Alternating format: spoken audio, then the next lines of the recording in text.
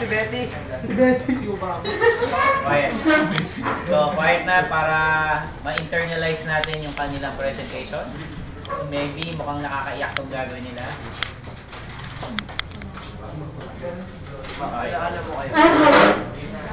Ladies and gentlemen, the President of the Philippines, President Gloria Macapagal-Arroyo.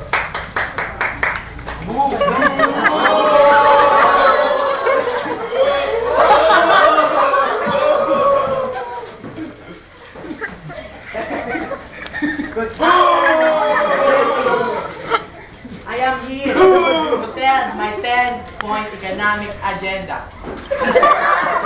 Okay, listen. Number 1.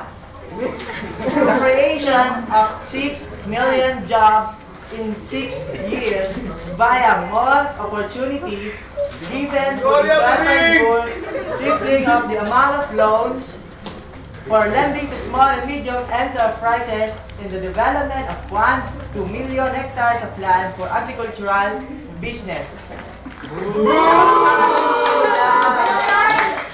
Okay, thank you.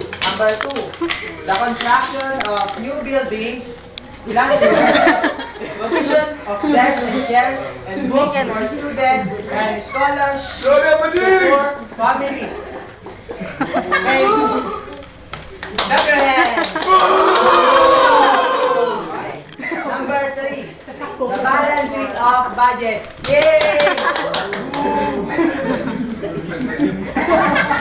Number 4, the decentralization of progress around the nation through the use of transportation networks like roll-on, roll-off, and digital infrastructure.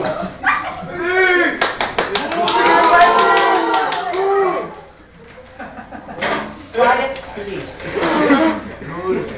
Number 5, the provision of electricity and water supply to barangays nationwide. Yay!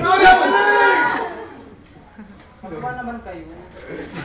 Okay, number 6, the decongestion of Metro Manila by forming new cores of government and housing centers in Luzon, Visayas, and Mindanao. Di ba? Ang ganda-ganda. Number 7, the development of Clark and Subic as the best international service and logistics centers in the region. Wala! Corruption. Wala! Pagtangkol mo ako. Okay. Number 8. Number 8. The automation of the electoral process. Number 9. Adjust end to the peace process. Number 10. A fair closure to the divisiveness among EDSA 1, 2, and 3 forces. That's my 10-point economic agenda. Di ba ang ganda-ganda? Mangyayari to, tingnan nyo lang.